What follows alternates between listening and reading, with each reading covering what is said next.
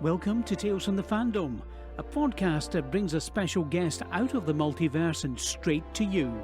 And now your host, David Ginsburg.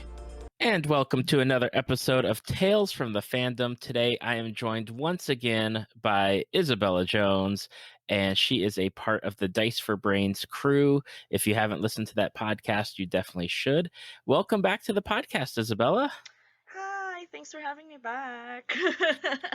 Oh, it's absolutely my pleasure. You joined me originally for the Women in Tabletop Gaming Month, and now we are back to talk all sorts of different fandoms that you are into. Toss them all in the air and pick a few. There are so many. There are, as everyone knows, I send out like a little questionnaire and people send it back. Sometimes it's really short, and other times I've gotten like pages and pages of answers and explanations and things to talk about. A dissertation. Yeah. Here's a dissertation on why I like each fandom that I like. Yep. And it's like, okay, I can I can work with that. It just needs to get narrowed down a little bit because we've only got an hour-ish to record. Yeah, it was funny because like the moment that you sent the questionnaire, like I looked at like which fandoms are you into, and I'm like blanked, and I'm like, let me put the basic ones that I know that are popular, Doctor Who and Harry Potter, Steven Universe, stuff like that. And then I literally went on Google and put like,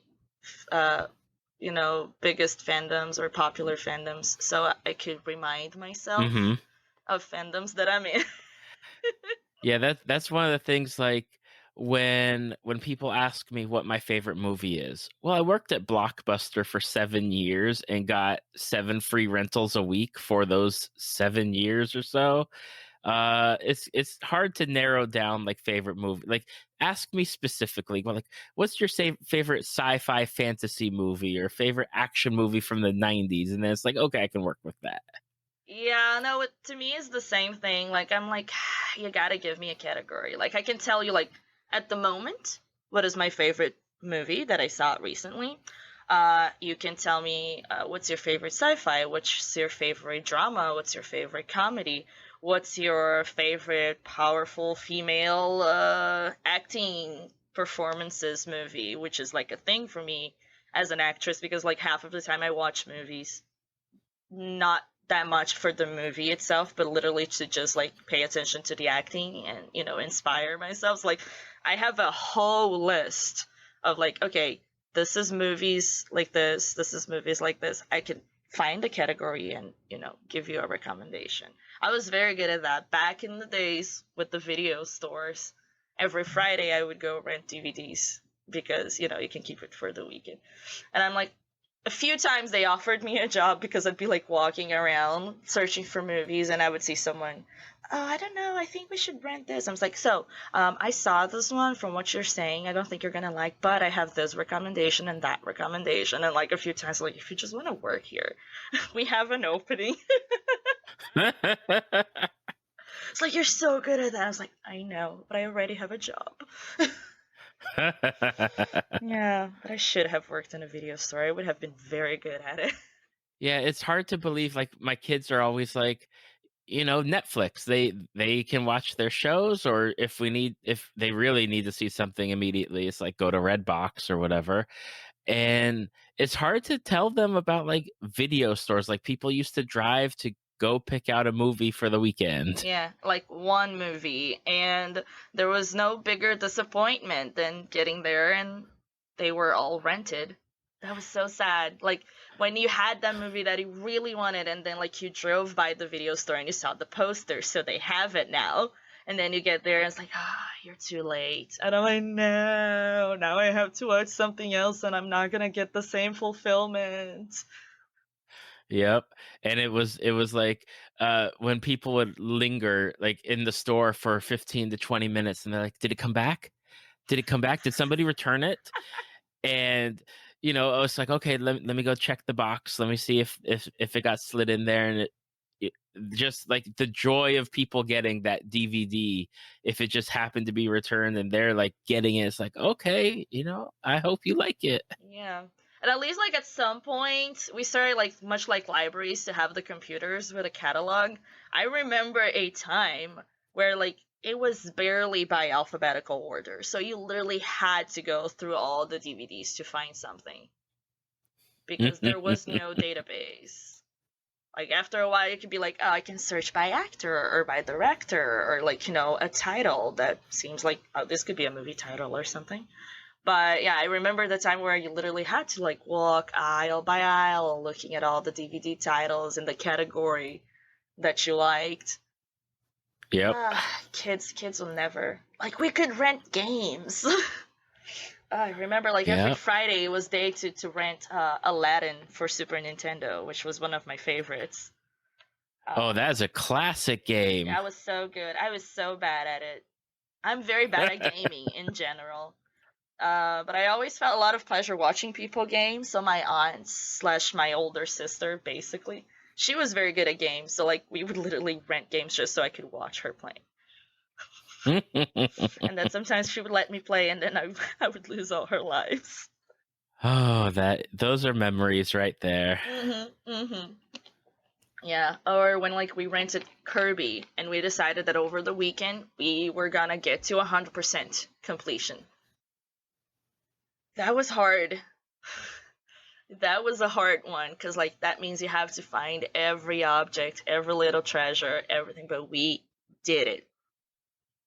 We did it. We got to 100% completion on Kirby. That's awesome. It's so rare to have those moments from, like, even when it's like renting video games and actually completing them in that time period that you had. Yeah, no, we didn't sleep much that weekend. I think we put, like, some sort of barrier around the Super Nintendo in case, you weren't there and my mom would pass by and maybe like, oh, they forgot it on. I'm gonna turn it off. Oh my gosh, the worst. Yeah, so I'm pretty sure, like, we're like we're guarding that video game with our lives for that weekend. Oh my goodness. Like, God forbid my parents would turn it off by mistake. I'm pretty sure we would have cried. Yeah, that would have been really rough. One of the things that was on your list is actually the first fandom on your list, and that you were like, I want to talk about this, is the one big fandom that for almost we're heading to 3 years for this podcast now, and it's the one that I have still to this day not watched, and you are into Doctor Who. Yes.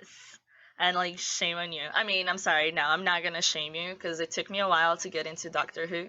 I remember, like, starting twice, and, like, the first time I was like, the special effects are, like, stupid, and they all look weird. And then the second time around, I'm like, yeah, but I'm watching that other show, so I'm like, I'm gonna go back to this. And then there was some point in my life that I'm like, oh, I'm going to give Doctor Who a try again. I'm pretty sure I was in college, and I probably had a lot of tests and essays that I should have been doing instead. And that's why I got so drawn by Doctor Who, because I needed an excuse to not do any of my college work. So I binged watched 7 seasons, like, in the span of a month. And you're talking like the classic Who? No, the new Who. So I started with okay, okay. Yeah, I haven't watched any of the classic Who, so, like... Okay, I was like, 7 seasons, holy cow. Yeah, because by the time I started, Matt Smith was already the Doctor, and he was about to change companions, so... And I was so sad, because, like, I was literally 1 episode before this one spoiler that I came across. I got so mad because it was such a big spoiler. But I used to be more active on Tumblr. So it's very hard to avoid spoilers when you're on Tumblr. So, like, I was watching and I was on that season, then there was, like, this major spoiler, and I came across a post on Tumblr, like, 1 episode to the spoiler episode, and I was so mad that I did not get that surprise moment. But yeah, no, I remember that I got, like, addicted to it. And then I made my college friend get addicted to it as well. And it's like much like with Merlin. I remember like when I started watching Merlin on the first episode, I was like, those Brit guys all are kind of weird looking.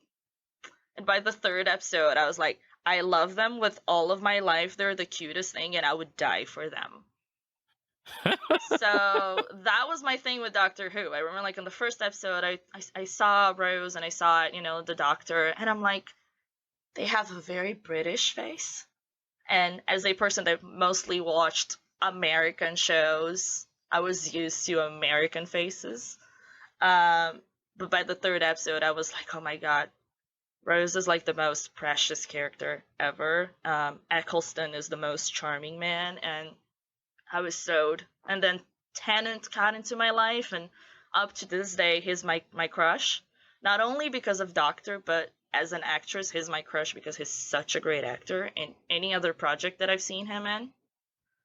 Then Matt Smith, and I was in love, and I was like, yeah, I'm sold. That's it. I'm a Whovian now. But I understand that it's not for everyone. It took me a while to get into it, you have to embrace the very bad special effects.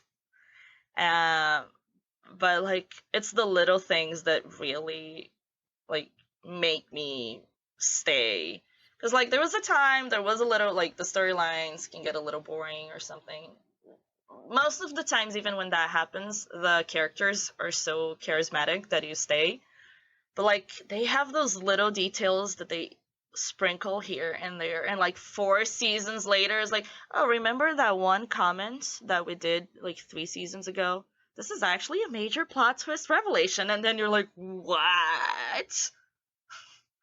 And then that's like what keeps it so interesting too, because like they love playing that game with us. It's like I try to pay attention to every little detail. It's like when I'm playing a Dice for Brains, because Ross likes to do stuff like that. He'll say like something completely random here and there, and I'm like, I write that down in my book, and then later on when he's like, okay, that was actually something major, I was like, I knew it. I don't trust you. I don't trust Ross at all when he's my GM. Yeah, and he just looks at me with that face like, but what did I do? It's like, you know what you did. I do not trust you. Oh my goodness. Yeah, so I learned from Doctor Who to be very cautious about little details that are sprinkled here and there. Now, as far as Doctor Who goes, do you have a favorite doctor or favorite companion that you're like, I love this person the most? I love Tennant. I love the 10th Doctor. I love the character arc that he went through. How his personality developed and how he went from, good and then broken and then good again and heartbroken. I don't know. Everything about his Doctor I really, really love. I really love Rose. I think they really develop her in the very interesting way. Like she was basically the British version of a Valley girl in a way. A little airhead and stuff, and then she just got smarter and smarter, but she wasn't like book smart, she was like street smart. And I don't know, she just gets more and more interesting, and Billie Piper is just amazing. There's something about her that I'm extremely enchanted by her. I love Martha Jones. She's not as popular as a companion, but I love that she was basically a strong, independent woman that don't need no man. Like, she's like, I like you and everything, but I'm not gonna let you pull your doctor thing on me. I need you to know that I am also smart, that I'm also awesome. And you're not gonna make me feel less just because you're 2,000 years old or whatever, and an alien, and you can travel through time and space. So she's definitely one of those that is, people usually are like, I don't know if I really enjoyed Martha, like a lot of my friends. And I'm like, what? You guys are sleeping on Martha Jones, man. Because she's the bomb. And Donna, just because she's so entertaining. And once again, like I love what he does to his companions, that they can be like somewhat ordinary people, and then he brings out the best than those people. So I think that's one of the things that I love about them. And like right now, I am really, really, really, really in love with Jodie Whittaker, the new Doctor. She's just absurdly charming, and I don't know, and she's on screen, I can't stop looking at her because she just draws that attention, not in like an attention seeker way, but like her presence is very strong. I think she's doing a great job so far. I was going to ask how you like the new season. I know that a lot of my friends that watch Who are really happy with the new Doctor. Yes, I think she just fits like a glove. Honestly, she's perfect for it. I can't think of anyone else that would have been so good to be the first female Doctor, first off, and to carry on the show. I don't know, like 5 minutes in, and I'm like, I'm sold. Because like some of the Doctors, like as much as I liked them, it took a while for me to, really be into them. Like Capaldi, I love Capaldi's Doctor, but it took a while for me to like him. And with Matt Smith, as much as I really love him, it took me a few episodes to get over that I wouldn't have Tennant anymore. But with her, it was like from the get-go, like 5 minutes in, and I was like, yes, she is the Doctor. I love the character that she's been building with the Doctor. I love her costume. I'm like really considering cosplaying her because I love the outfit. I don't know, everything about her, I find it extremely interesting so far. But I am an episode behind, and I have to catch up because apparently this last episode was really cool. And just as a note, we're recording this November 1st, so by the time this episode comes out, you'll be caught up and there'll be more episodes. Oh, yeah. Hopefully. Yeah. But yeah, no, I think she's doing a great job. The companions have a very interesting dynamic as well. So I'm digging it so far. They had a very interesting episode with Rosa Parks. So yeah, like sometimes they do that. They do some episodes that are a little, talking a little about politics, but they're very smooth in the way that they do it without sounding like preachy or anything. So I admire a show that can do that, can tackle a certain subject and not sound preachy, just like, this is a slice of life, unfortunately. Exactly. Now, for people that maybe haven't watched Doctor Who, and I'm not going to name names or anything. David, what? Would you start with the Eccleston run and move forward from there and just watch everything since they restarted the series and go from that point? Or would you just say, like, just pick a season and watch it and see what you like, or start with this season that's on the air right now? I think it would depend on the person. If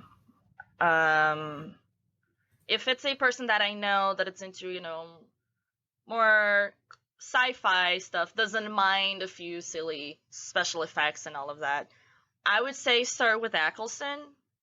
With some people that need a little more color and a little more humor first, I would say start with Matt Smith. Because from Eccleston until the end of Tennant, there's a lot of plot points that connect. So I wouldn't say just start with Tennant or anything, because you're going to lose a lot of stuff that happened while Eccleston was the Doctor. But when Matt Smith joined as the new Doctor, they also changed the series producer, the guy in charge. I forgot the English name for that right now. The series runner. The showrunner, yes. So it changed to Stephen Moffat. So as much as he has some plot points that are, connected to the Tennant Eccleston run, there's a lot of new stuff. So I don't think you get too lost if you haven't seen the two Doctors before. I feel like with Capaldi, you would get lost because also, again, like there's a lot of stuff that happened with Matt Smith that you would lose some of the plot points. So I say either start with Eccleston or start with Matt Smith. And right now, you could start with Jodie as well. because Okay. I still haven't seen that many stuff that are connected with the Capaldi's run. Very good advice. And eventually there will be an episode just called David Finally Watches Doctor Who. Oh my god, Thoughts? yes. I will be eagerly waiting for that episode. I hope eventually you do give a chance to. Switching off of Doctor Who to another big giant fandom, at least, and this one I am totally into, and you have a lot of thoughts on it, is the world of Harry Potter. Yes. Yeah, I've been, a Potterhead since I was very, very young. I remember when I was a kid, I got the first 4 books, like back when there were only 4 books. My parents gave me for Christmas, and in 2 days I read the 4 books, and my dad got angry at me because I read them too fast. He's like, you didn't enjoy them. It's like, oh no, I enjoyed every second of it, father. But he was so angry because I got so enamored with the books that I couldn't stop reading. So I read the first 4 books in 2 days. And I've been sold since, God, how old was I when that happened? I was probably 9 or 10 when I joined the Harry Potter fandom. Yeah, been a fan since, even though, it can get a little weird recently. Because when you're a kid, all you know are the books and the movies.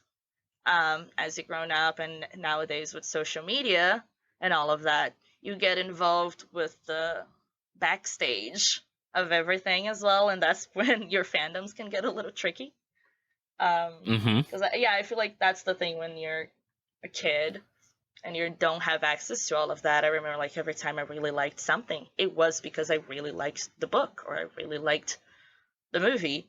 And nowadays, because I have all that information for me, I am interested in knowing the story behind how something came to be and the people involved in it, and are those people that I want to support or not? That's the stuff that starts happening when you grow up. So Harry Potter can get a little tricky when it comes to that, but the story itself, I love it. Yeah, it is definitely something that's tricky. I know, even just being on Twitter and somebody makes a comment about a fandom that I like, and it's like, how do you not like that? But then I also have to understand, not everybody's going to like what I like, and that's okay. And some stuff resonate easier for you than for another person. Maybe we never know what is something that might be triggering to someone that it seems so common for us, or something that just seems stupid to someone, and we're just what, you're not enamored by this idea? That happens a lot with me. I like a lot of weird stuff that a lot of people don't understand, and really? And I'm like, how can you not? But that's just life. You start learning that people are just different. Exactly. Now, before we truly dive into the Harry Potter stuff, whenever I have a guest who likes Harry Potter and they come on the podcast, I always like to ask, what house are you?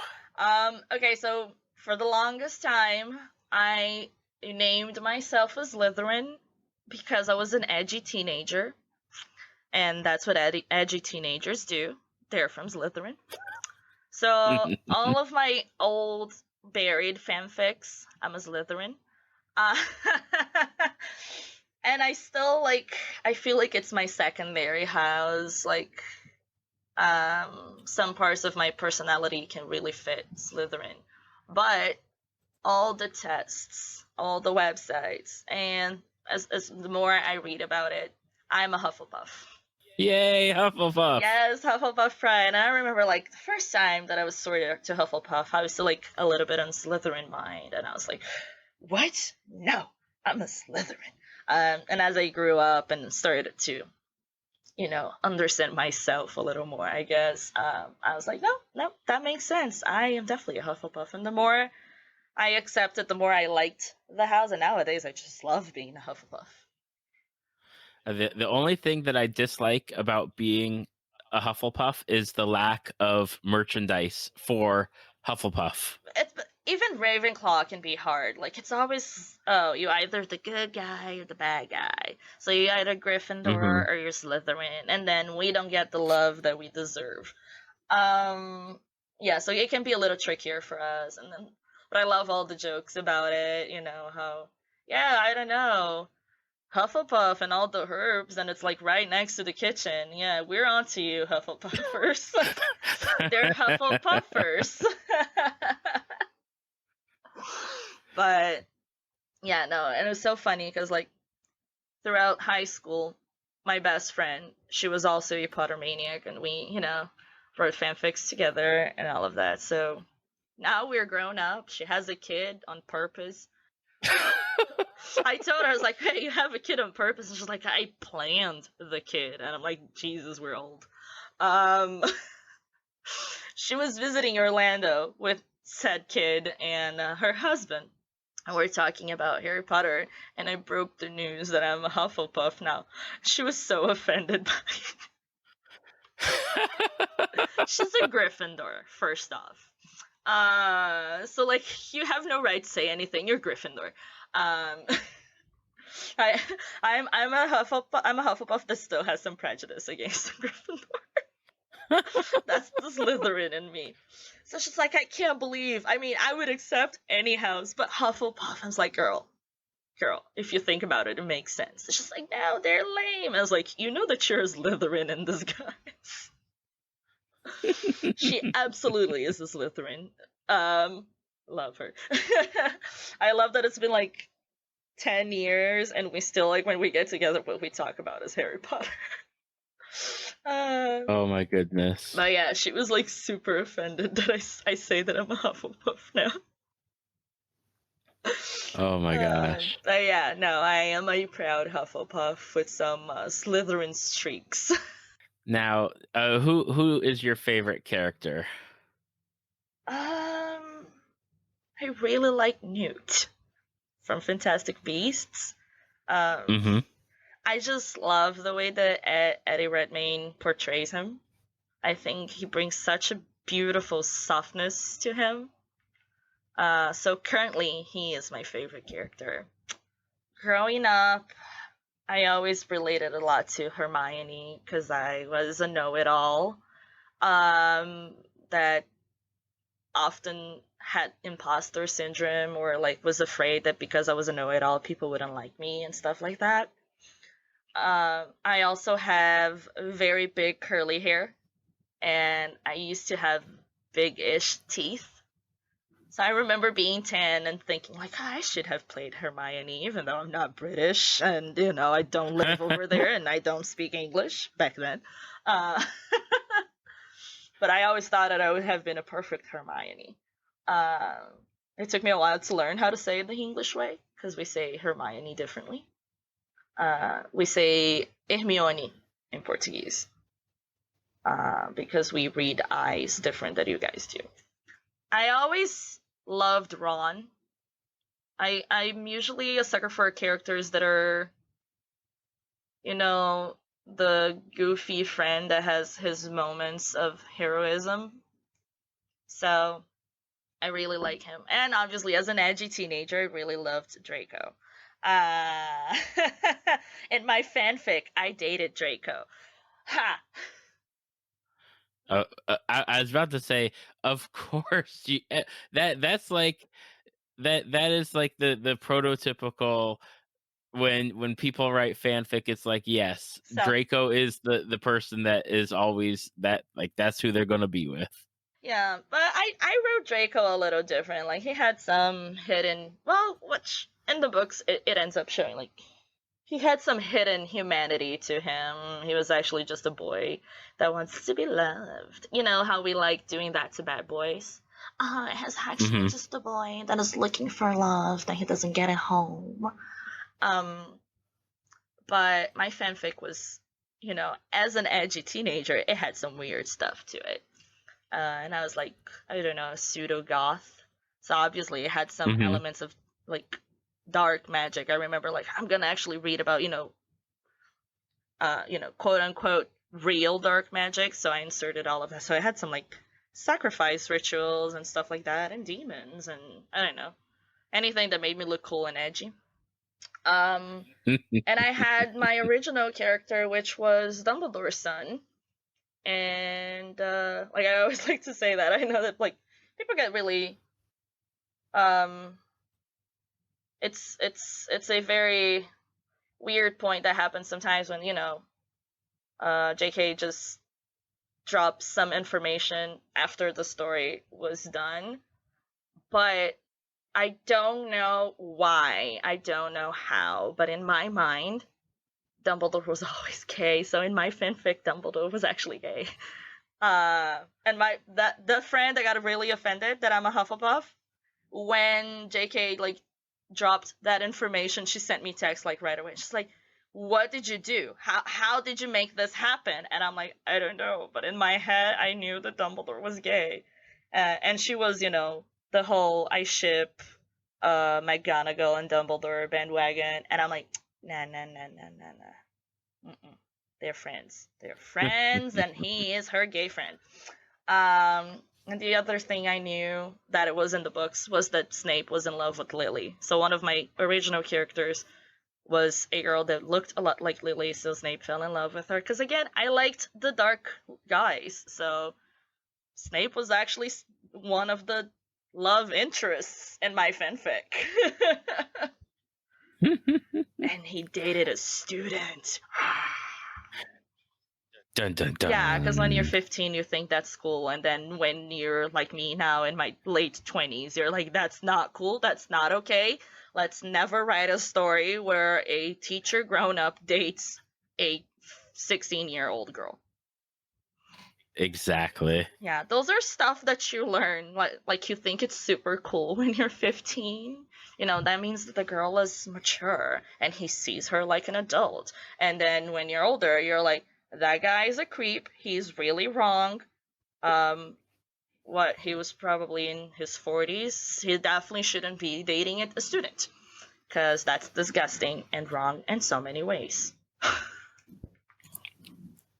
Exactly. But yeah, so, 15-year-old me didn't know better.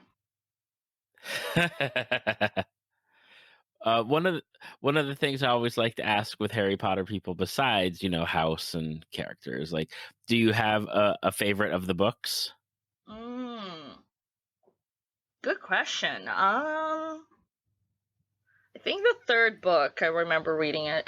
I think for the longest time it was my favorite, The Prisoner of Azkaban. Yes, that's one of my favorites too. Yeah, because I remember like the fifth book, the second half is really nice. But I remember being so aggravated about Harry that I just couldn't enjoy it as much because he was being such a teenager. He was. Oh my god. He is such a little whiny baby in the beginning of the fifth book. But I like the ending of it. Half-Blood Prince. I remember that it had some good points, but I think it's like one of the lowest rankings for me for some reason. Okay. I really liked the last one, even though I screamed at it many, many times. Anytime that someone would die or something, I would just like yell at my book and like toss it away and then go grab it back and finish reading. But yeah, I would say Prisoners of Azkaban is my favorite. Okay. Yeah. Now, when we were talking before we started the recording, you had some very specific comments about the Fantastic Beasts movie, and I was wondering if you'd like to share them on the podcast. Yes. So I really loved the movie in a way, because like I thought there were many points of it that were entertaining, mostly anytime Eddie Redmayne was in it, and then he was, in his little suitcase of animals. I think he just brings such a beautiful love for animals, like through with Newt. It's almost like a maternal thing, which I can always really appreciate a man that can play that, such softness. So I guess those were the parts that I really loved when it showed the animals, the way that he cares for them and all of that. And on Twitter, we were, having a discussion the other day, and I'm glad that I'm not the only one, that it's not really satisfied with the way that they're doing Fantastic Beasts and the whole darkness of it and the whole political watered down Harry Potter good versus evil thing. And I really, really, really wish they had gone on a more Indiana Jones meets Steve Irwin, just a guy going to secluded places to find endangered animals. Mm-hmm. Like, that's the title, Fantastic Beasts and Where to Find Them. So I was hoping that they were gonna show the where to find them. And because we played Fantastic Beasts in season 7 of Dice for Brains. And I think I did a lot with my character what I wanted the movies to be. So my character was Renilda. She was also a Magizoologist, which is what Newt Scamander is. And her going out in the field was literally like, I've heard of Fantastic Beasts that I really want to meet, and I don't know if it really exists or not, and I'm gonna go to the place where they said that they saw it. So even though we had one or two dark moments in the season, and even some current topics that we try to, sprinkle here and there, my character was literally all about just finding the creature, cataloging the creature, loving the creature, which is what I wish Fantastic Beasts had been about. Maybe, he goes to South America to find a creature that is there, and then later on he finds out about this creature in Africa that, they're trying to use it for bad stuff. But I wanted them, first off, I wanted them to just be beasts. The fact that they're giving, they're human, not humanizing, but they're giving human form to those beasts, to me takes away from them being animals that he's trying to find and explore and catalog. So, yeah. As much as I love the characters from Fantastic Beasts and some aspects of the movies, I just wish it was a little less about, those beasts that have in human form and all of that, and more about, we're gonna go explore and find animals, and yeah, maybe those animals have powers that people want to use in their favor, but I wanted them to just be animals. Yeah, it was I remember when Fantastic Beasts came out, and I was really hesitant to even just go watch the movie. And I finally did, and I was like, okay, this is good. Number one, because Eddie Redmayne was wonderful as Newt, and you get that representation of a Hufflepuff character as the lead, Yes. and you see the total dynamic of Harry Potter as a Gryffindor, which obviously he's also 12 years old versus a grown, Hufflepuff character who really just doesn't really fit in with the world of people, but he fits right where he needs to be with magical creatures. And then you get Jacob and Queenie, and you get these wonderful characters, and it's okay, I understand there's a lot going on, and they're definitely adding stuff that's not about beasts at all, but okay. And then when they announced okay, it's going to be a 5-movie series, okay, cool. I wonder where they're going to go with it. Oh, he's working for Dumbledore, and he's going against Grindelwald, and I'm are they going to keep the main question I had all leading up to the movie for this year is, are they going to call it Fantastic Beasts? Because I'm not sure where the Fantastic Beasts are going to fit in. Yeah, and I saw the trailer, they apparently let's use all of our, special effects resources and create a bunch of creatures. So yeah, they showed a bunch of creatures in the trailer. Yep. But I don't know, I feel like leading up to this movie, they're showing so much of Dumbledore and Grindelwald that I'm already mad at it. It's no, I want to be about Newt, not about how Newt fits in this big battle that we're talking about. So I'm a little meh about it. So we talked about Doctor Who Yes. and Harry Potter. and Fantastic Beasts.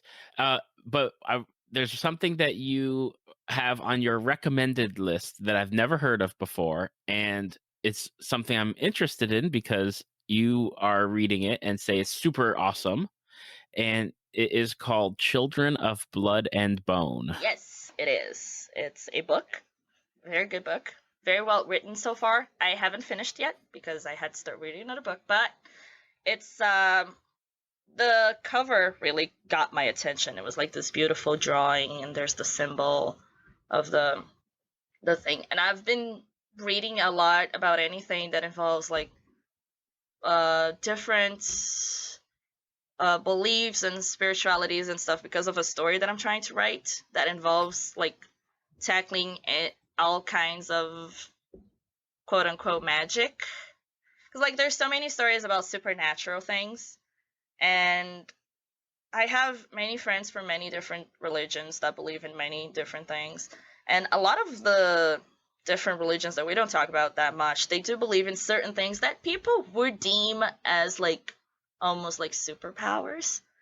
So I've been reading a lot about that. And one of the things that I was enamored about the book is that it's rooted in this African religion called Candomblé that is fairly popular in Brazil. Which is another thing that I'm interested in bringing to my stories, like I did with my character in Dice for Brains. Like she was from Brazil, so I like talking about the culture of my country, even though my country can be, difficult at times. We have a very interesting population. So it's this religion that is rooted in Africa, and it's about the spirits of nature and all of that, and each of the gods from this religion, they have a different ability. So a lot of it's about how magic was persecuted in this book, and it's a young adult novel, which I'm a big fan of young adult stuff. So yeah, she comes from the branch of magic, whereas they are the lower caste. It would be for people that hate magic, because they're the ones that have physical things that shows that they used to be magic users. So they're divineers. And I love the representation in the book. Like I hope one day it turns into a movie or something. And I hope they do right by it and do an all black cast. Because it is, Africa-ish based. And they describe the way that she describes the characters. It's really, really interesting, and the locations, the rich parts, the poor parts, and it's not just one point of view. There's 3 characters that, depending on the chapter, we see the story through their point of view. So we have the princess, we have the prince / general, and then we have, which to me is the main character, which is someone that is trying to bring magic back. So it's fun because like sometimes I come across some words that I know because I have friends that embrace this religion. And the writer itself, like I follow her on Twitter and everything, she lived in Brazil for a while to study about this. And I'm like, yes, represent, girl. Because that's my thing recently. But yeah, I don't know. I think it's very beautifully described, the magical stuff, the non-magical stuff, the characters, their emotions. I'm halfway through it, so I can't wait to finish it. And I don't know, I'm really loving it so far, and I will recommend to anyone that wants to read a different young adult book that is not, the popular ones that everyone are reading.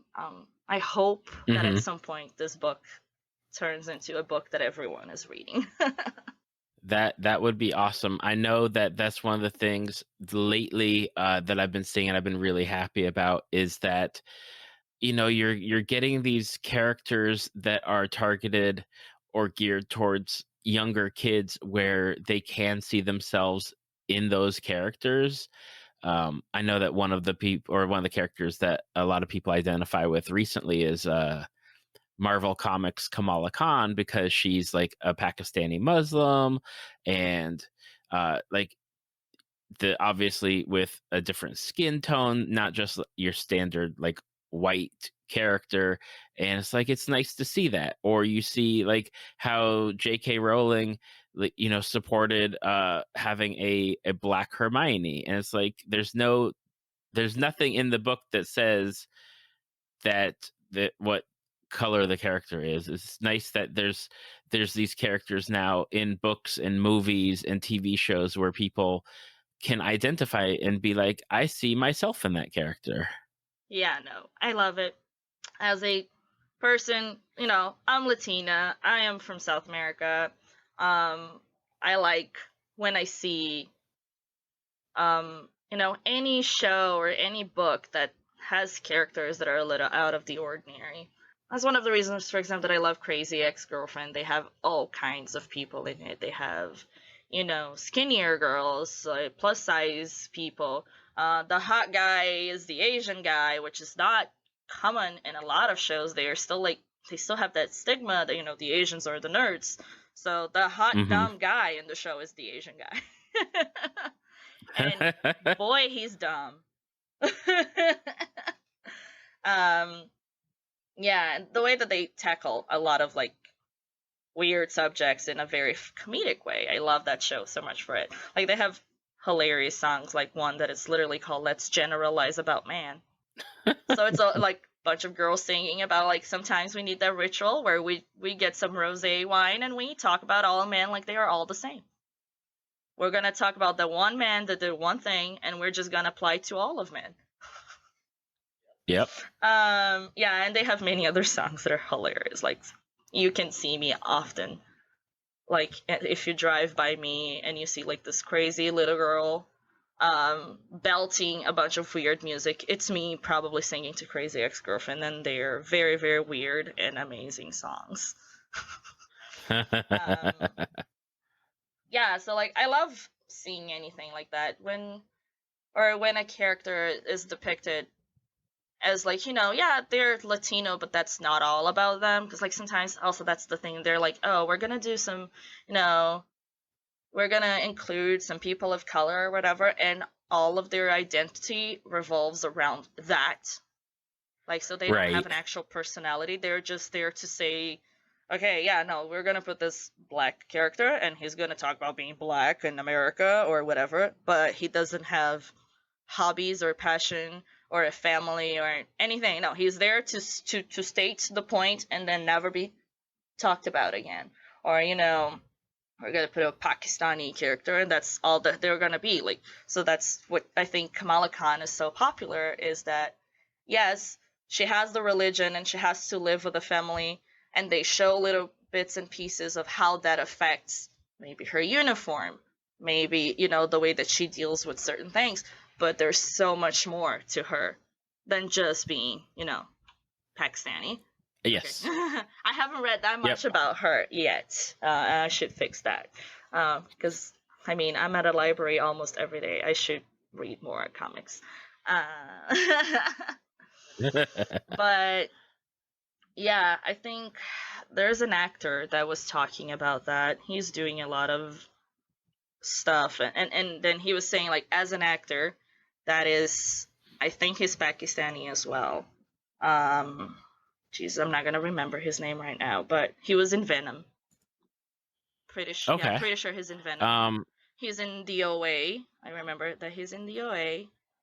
He was in Star Wars Rogue One. Riz Ahmed. Yes, Riz Ahmed.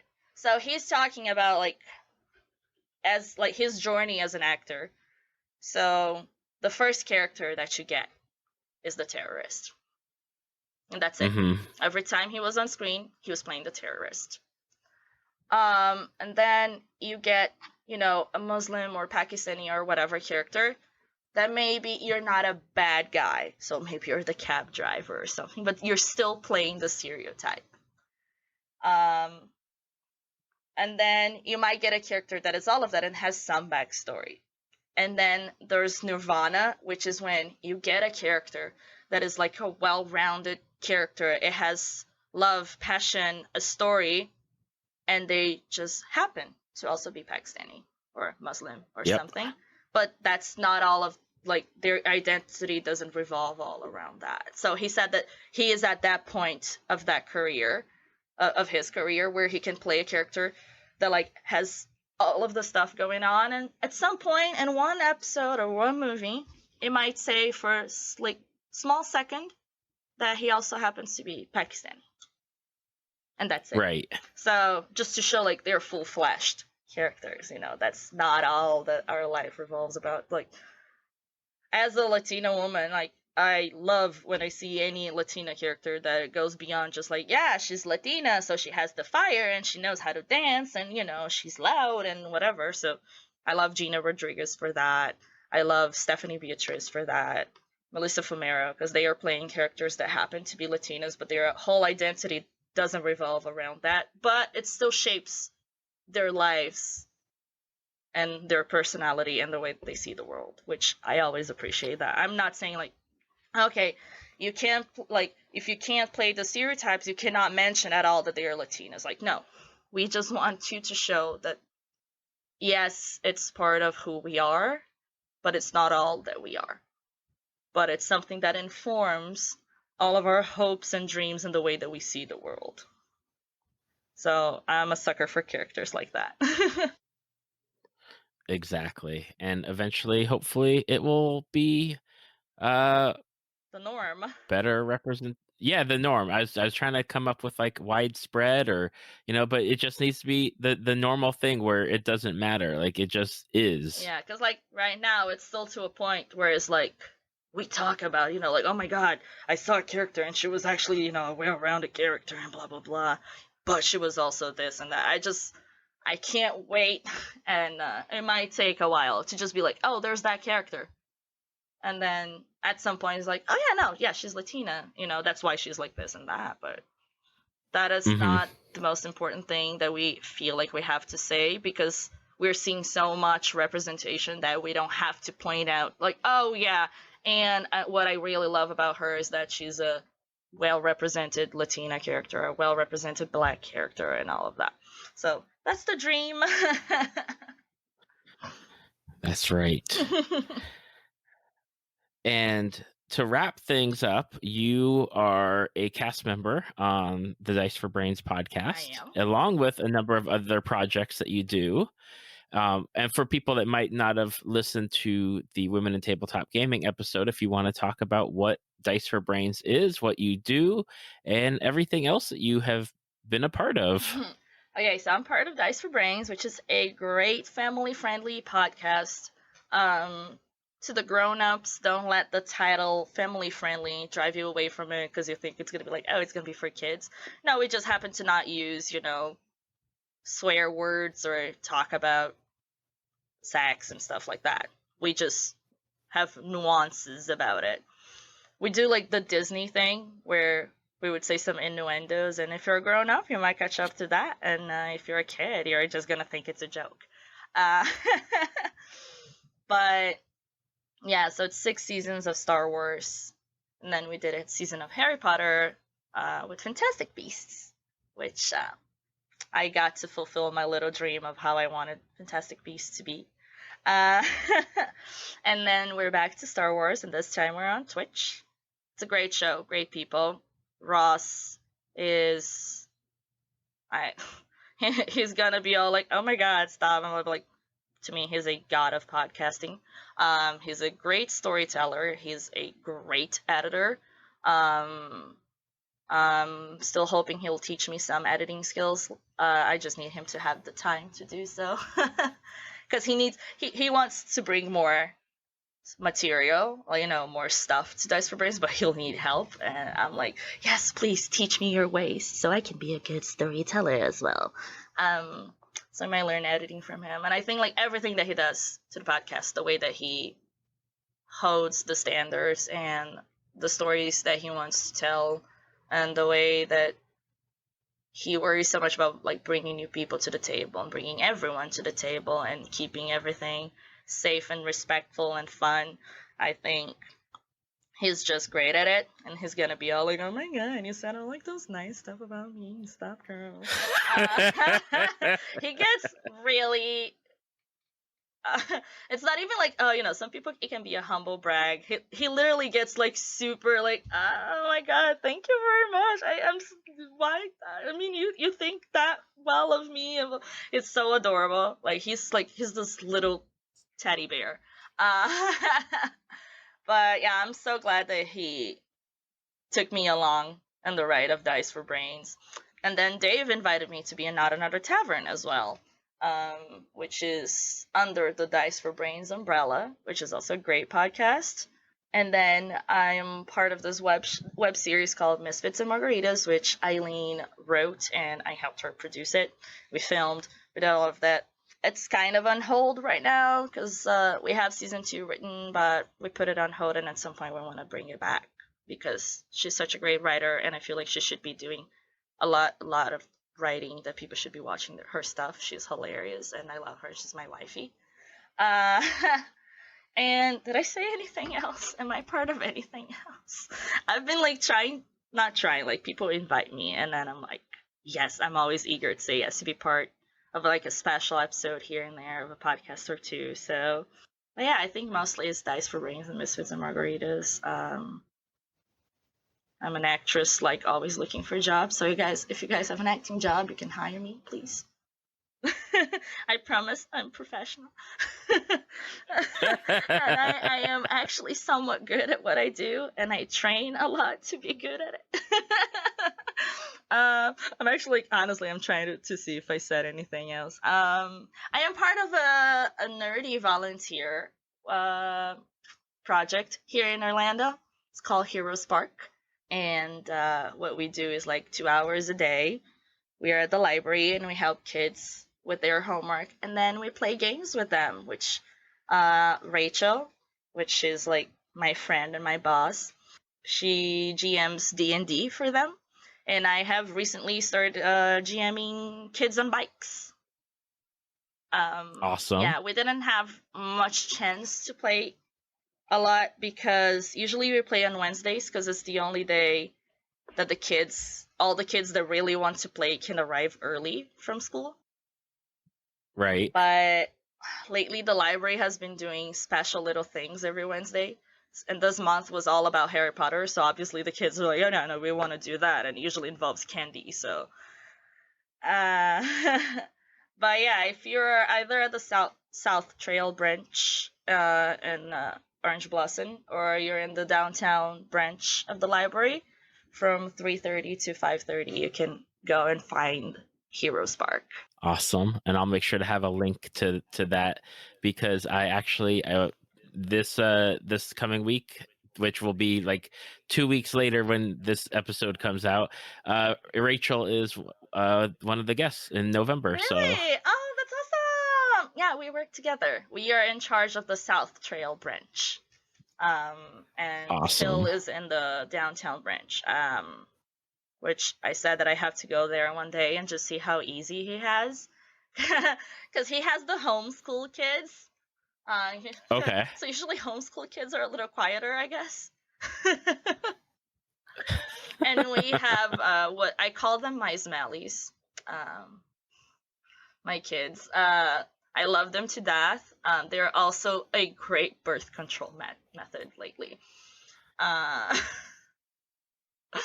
Because, like, I love you guys, but it really make me, like, second guess having kids one day.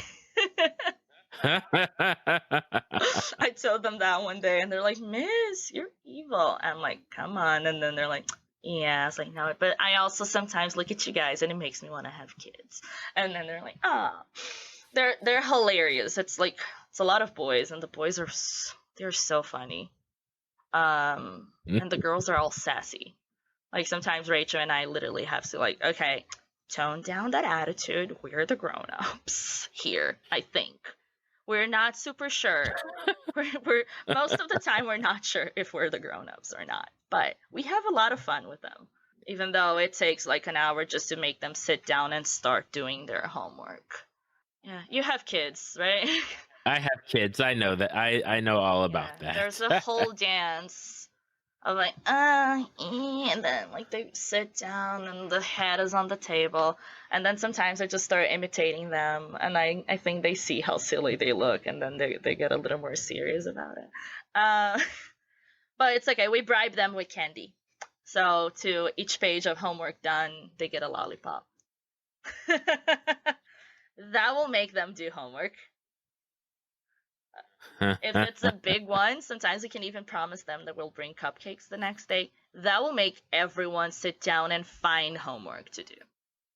Even the ones that like swore that they didn't have homework, they'll ask us, "Can I just do, the math table thingy? I'll do an entire page. Can I get a lollipop or can I get a snack?" And then we're like, "Yeah." So we found that the way to the heart and concentration of kids, it's usually candy. Yes, it is.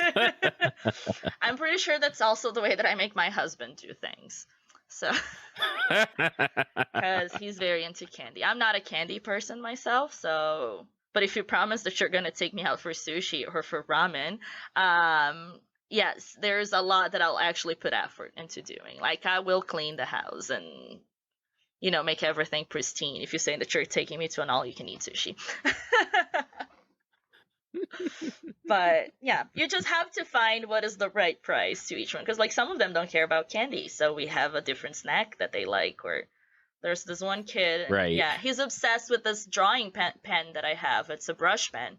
And he's like, "Oh, I want one. I was like, "Okay, if you go an entire month without a warning, I'll give you a pen." So he's been on his best behavior. Because he's going to get a brush pen. So yeah, you just have to find the right thing to bribe people with. And that's the Slytherin in me. Exactly. If that is not a Slytherin, I don't know what it is. I'll find your weakness and I'll bribe you with it. All right, Slytherin. Where can people find you on the internet if they want to follow you or hire you or just see what's going on?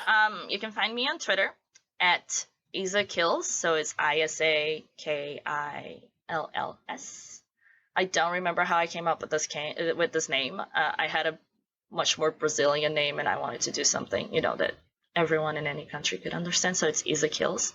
On Facebook and Instagram, you can find me at 52 Isabella Jones. So it's 52 Isabella Jones. 52 is my graduation class in film school, and that was my homage to them. And I think that's it. I'm not the most social media person other than Twitter. I'm very active on Twitter. If you want to talk to me, Twitter is the way to go. You can send me a DM, you can tweet at me, and I will most likely be very happy to reply. Because I'm on Twitter at all times. I have the notifications on my phone, and so yeah, I usually reply fairly fast. Awesome. Yeah. Well, I will have the links to all of your social media, along with links to the Dice for Brains and Hero Spark, so that way everyone can go check it out. And Isabella, once again, it has been an absolute pleasure to have you on the podcast. And being in close proximity, we should hang out at some point if we can, overcome the introvertedness of each other. Yes. Yeah, it's so funny because like a lot of people meet me and they don't think that I'm an introvert because I'm very talkative, but I am that kind of introvert with a somewhat extrovert personality. And it also, my introvertness and anxiety shows up in me talking a lot, like I did today, and like diverting subjects and all of that, and telling random story, and then like suddenly like, "Oh, squirrel." But yeah, we should definitely grab a coffee or something at some point. We can call Eileen and Rachel as well, because like we're all here. Exactly. So yeah, Susan is somewhere around as well. Well, she's a little up north. She's Altamont, but which is still basically downtown. Yeah, and like I said, like I'm in downtown a lot because of the library thing, the Hero Spark thing. So at some point we should hang out together, eat some sushi or get some coffee, or there's the ramen place that we love going. So whatever is your thing. We can all get together. And if there's some food or coffee, at least if we decide to introvert, we can just like get our attention to the food or something, pretend that it's because we're just enjoying the flavors of this, so that's why we're not talking as much. But Exactly. But yeah, we should definitely hang out. Thank you for listening to Tales from the Fandom. Subscribe to us on iTunes or your podcast app of choice. Follow us on Facebook at www.facebook.com/Tales from the Fandom to see photos, links, leave feedback, and check out upcoming guests. If you'd like to be a guest, email David at talesfromthefandom@gmail.com.